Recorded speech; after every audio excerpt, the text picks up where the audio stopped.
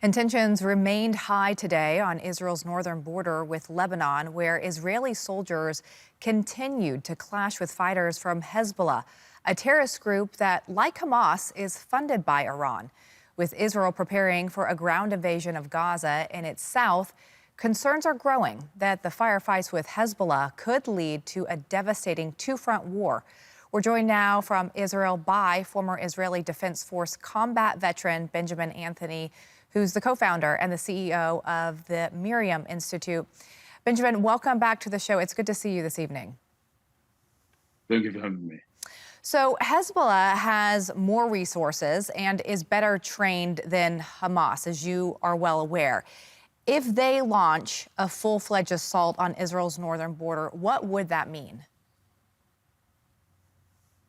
Well, Lindsay, what I'd actually like to see the Israel defense establishment do now at this stage is not preempt, but make a first strike against Hezbollah's aerial capabilities. Because, as you described, they have better trained ground forces. It's a terrorist organization, but their forces are better trained than that which is exhibited among Hamas. They also have between 150 to 200,000 rockets that could blanket the state of Israel.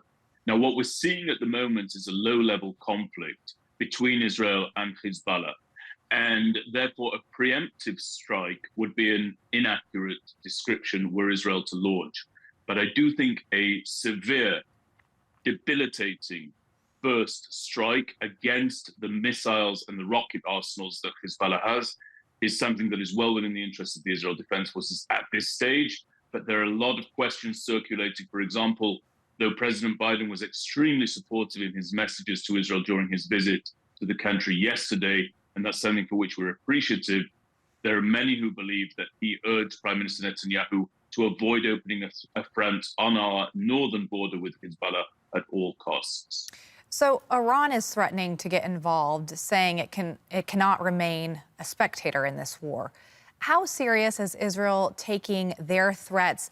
And if Israel does start getting stronger in the north, could that trigger something for Iran to get involved? Well, I think Iran is far from a spectator as things are to this point, as you've said so accurately.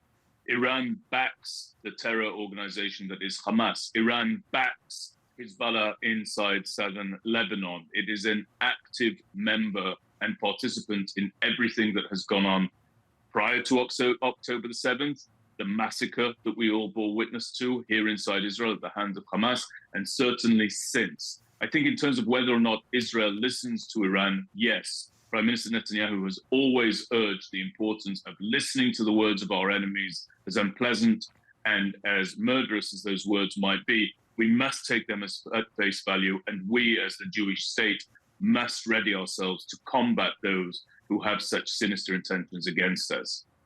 We're starting to see images come out of these 200 hostages.